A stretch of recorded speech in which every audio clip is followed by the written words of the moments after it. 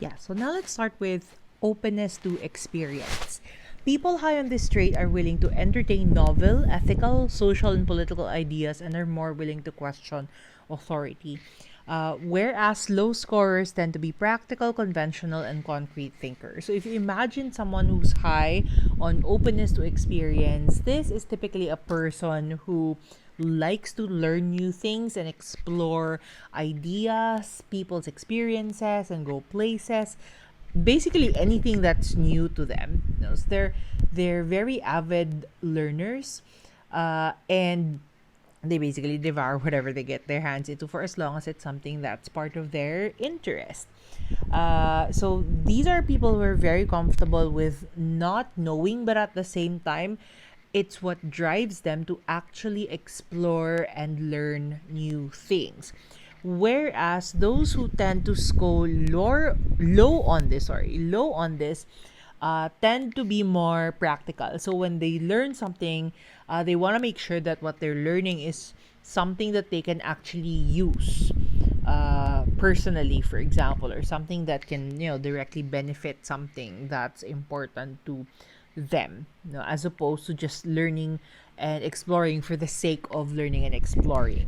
Okay, so low scorers are also more conventional, so they're more of the kind of people who like to stick to what they're used to, and who are not as comfortable jumping off like to new adventures and to new tasks. And so they're safer, and in a sense they are more predictable and more dependable in that area. And then another one is that low scores on openness to experience are more concrete thinkers. So they focus more on what is in the here and now, and things that they can actually see and measure and observe, as opposed to, let's say, somebody who has high openness to experience. They're also more comfortable with imagining and hypothesizing alternate possibilities and realities. Okay, so let's go and look at the traits under the domain of openness to experience. So the traits are called facets. So again, the big trait is called domain. The little traits under each domain are called facets. So the first one, another thing before we jump into that one. So when, for example, if you score high on openness to experience, it may be because you scored moderately high on all of the facets under this category. But it's also possible that you score very low on some of the facets, but you score very, very, very high on some or one particular facet. So it pulls your score up. Okay? So that clear? So that means you don't need to be high on all these things to score high on openness to experience. It's really a different mix for different people. So that's why as we go through the different facets of each domain, you may find that you relate to some facets more compared to others. Okay? So, and that's really okay. So, that's part of human variation. So, the first one is fantasy. People high on this have a vivid imagination and daydream, not just to escape the boredom, or not just to escape anxieties, as as daydreaming and fantasy is often used in the psychodynamic sense. Instead, it's really a way of creating an interesting inner world for themselves. So they like to create alternate realities in their head and dwell on that and think about it and imagine that. Okay. Next is aesthetics. People high on this trait have a deep appreciation for art and beauty, whether that's in the form of, let's say, music or visual arts or architecture, or even like the human form. Okay, so you don't necessarily have to have actual talents. So, for example, it doesn't mean that you have to be a good singer or a good musician for you to be high on aesthetics, diba? That's not always the case. For example, if you like design or if you like architecture, it doesn't necessarily mean that you are knowledgeable of the technical aspects of those things.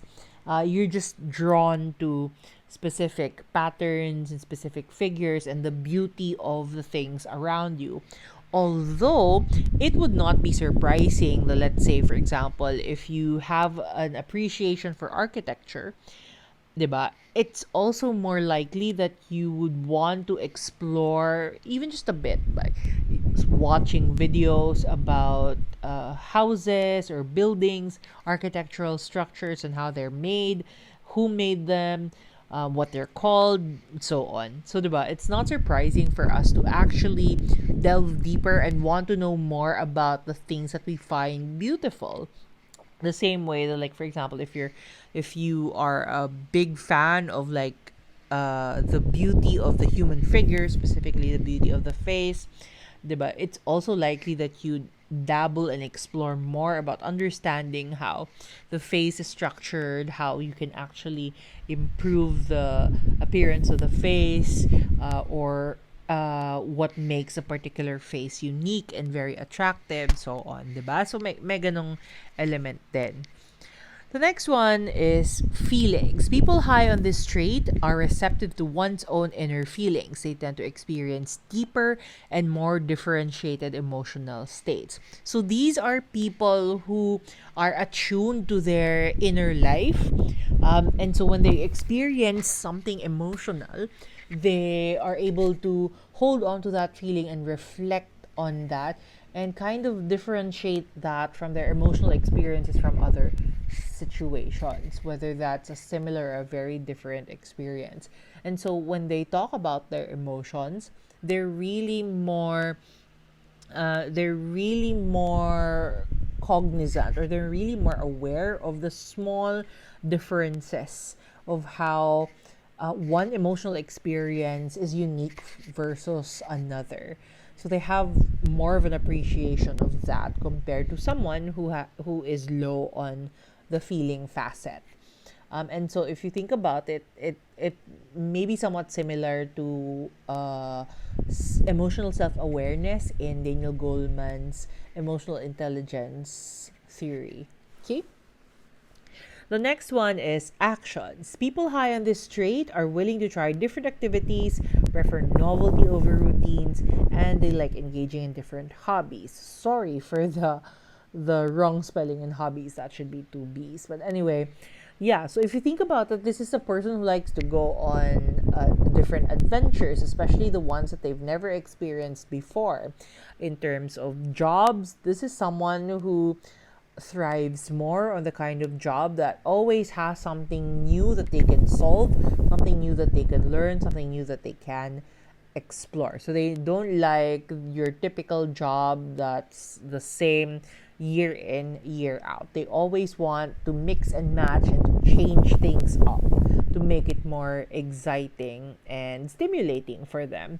And so one of that part of that also is that they explore different hobbies. So they may try art, they may try different like sports, they may try being a plantito or plantita for a while, or doing all sorts of different things, for as long as there's always a different activity, a different stimulation for them.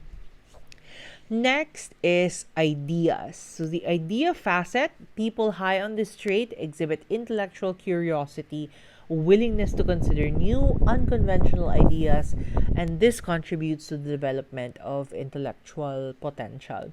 So this is the kind of trait where a person is really up to uh, seeing what is the extent of what he or she can learn. So really, this is like the sponge.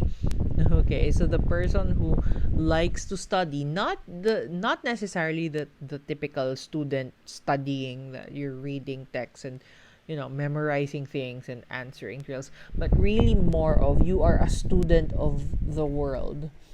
So when you come across a very interesting idea, you want to figure out how that works, how that's applied into real life, and how you can counter that idea, how you can come up with a better idea for that. And if you can imagine as, diba, as someone who has very high score on the ideas facet, that would be very good for any intellectual career or any intellectual endeavor. Okay. And the last one is on values.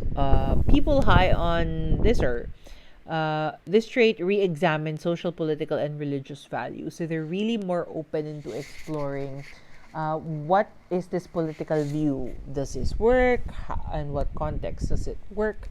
Why is this better for this setting? Why is this not better for another setting? And can we apply this in our own situation or not? So they're really more uh, interested in looking at social conditions, political conditions, and religious values. What's important for some people, what's not important for others, why something is valued in a particular culture or historical context, and what this means for the present and the future of society.